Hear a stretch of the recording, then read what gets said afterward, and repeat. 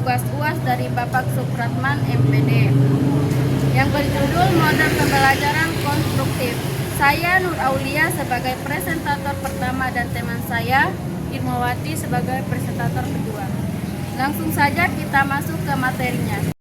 Baik, di sini saya akan menyampaikan materi tentang pengertian model pembelajaran konstruktif. Model pembelajaran konstruktif adalah pendekatan belajar yang berdasarkan pada teori konstruktivisme, yaitu pandangan bahwa pengetahuan dibangun oleh individu berdasarkan pengalaman, bukan sekedar ditransfer oleh guru. Dalam model ini, siswa berperan aktif dalam membangun pengetahuan sendiri, sementara guru bertindak sebagai fasilitator dan pembimbing. Yang kedua, landasan teori konstruktivisme. Tokoh dan dasar teori dari konstruktivisme. Tokoh penting konstruktivisme. Yang pertama, Jean Piaget. Yang kedua, Lev Vygotsky.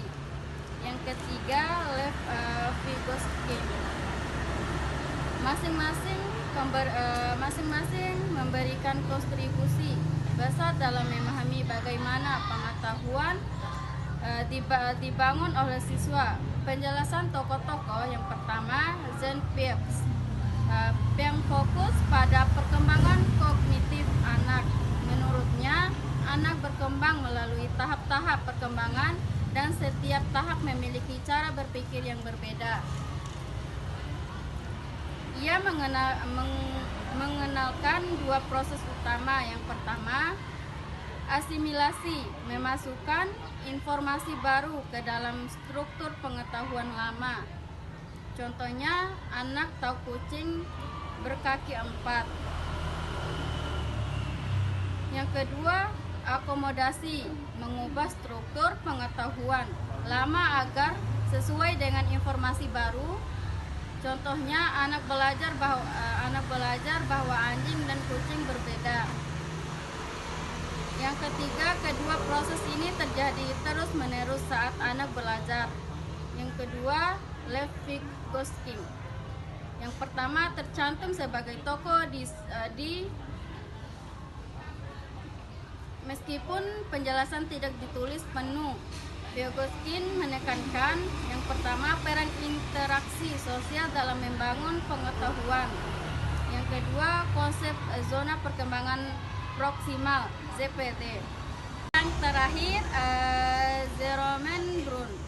Yang pertama, Bruner percaya bahwa belajar akan optimal jika siswa mengalami proses penemuan di discipline learning. Yang kedua, pembelajaran dibuat spiral dari sederhana ke kompleks. Yang terakhir, siswa membangun pemahaman lewat eksplorasi. Baik, di sini saya akan membahas tentang landasan teori konstruktivisme. Teori konstruktivisme dikembangkan oleh tokoh-tokoh seperti Jean Piaget, Lev Vygotsky, dan Jerome Bruner. Yang pertama, Piaget menekankan bahwa pengetahuan dibangun secara aktif oleh individu melalui interaksi dengan lingkungannya. Menurutnya, anak bukan wadah kosong tetapi memiliki kemampuan untuk mengorganisasi pengalaman menjadi pengetahuan baru.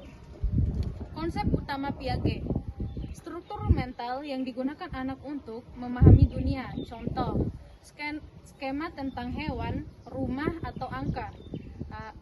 Asimilasi, proses memasukkan informasi baru ke dalam skema yang udah ada. Contoh, anak melihat zebra lalu menyebutnya kuda karena ia mengamisilisasikan ke skema kuda.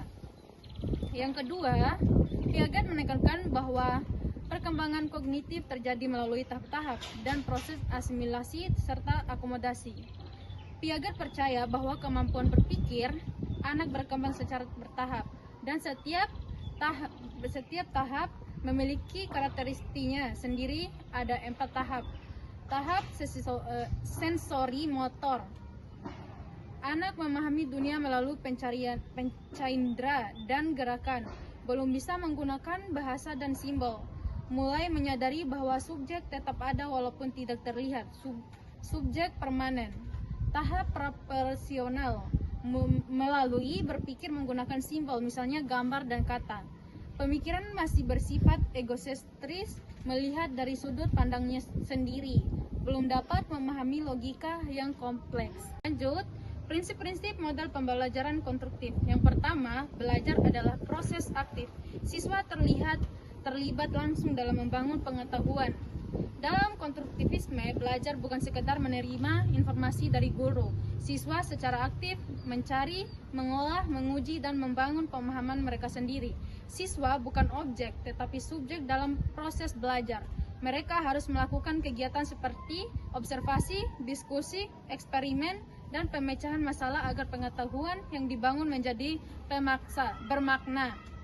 Yang kedua, pengetahuan dibangun berdasarkan pengalaman siswa, mengaitkan informasi baru dengan konsep yang telah dimiliki. Konstruktivisme menekankan bahwa pengetahuan tidak datang begitu saja. Siswa menghubungkan informasi baru dengan pengalaman sebelumnya, konsep yang telah dimiliki, pemahaman yang sudah dibangun. Ketika pengalaman baru muncul, siswa akan menyesuaikan atau perbarui pemahaman. Semakin kaya pengalaman siswa, semakin kuat struktur pengetahuannya. Yang ketiga, pembelajaran bersifat konstekstual. Konsep dikaitkan dengan situasi nyata. Belajar akan lebih efektif jika materi dikaitkan dengan kehidupan nyata. Konteks membantu siswa memahami relevasi dan makna dari suatu konsep. Contoh, belajar pemecahan melalui kegiatan memasak. Belajar ekosistem dengan pengamati lingkungan sekolah. Belajar ekonomi dengan studi kasus toko lokal. Konteks nyata membuat pembelajaran lebih mudah dipahami, diingat, dan diterapkan. Yang keempat, interaksi sosial penting dalam pembelajaran. Diskusi dan kerjasama memfasilitasi pembentukan makna. Menurut konstruktivisme, terutama belajar terjadi melalui diskusi, kerja kelompok, dan kolaborasi. Manfaat interaksi sosial. Siswa saling bertukar ide, memahami berbagai sudut pandang, perbaiki pemahaman melalui negosiasi makna, mendapatkan dukungan dari teman atau guru. Yang kelima, guru sebagai fasilitator. Guru membimbing bukan mendominasi proses belajar. Guru tidak mendominasi dengan ceramah, tetapi memandu siswa agar mereka dapat menemukan dan membangun pengetahuan sendiri. Peran guru memberi pertanyaan pematik, menyediakan sumber belajar, mengarahkan tanpa memberikan semua jawaban, mendukung siswa yang mengalami kesulitan. Baik, saya akan membacakan kesimpulannya. Model pembelajaran konstruktif menekankan bahwa pengetahuan harus dibangun oleh peserta didik melalui pengalaman dan interaksi. Guru berperan sebagai fasilitator yang membantu siswa menemukan dan membangun pemahaman mereka sendiri. Pendekatan ini sangat efektif untuk mengembangkan kemampuan berpikir kritis, kreatif, dan mandiri.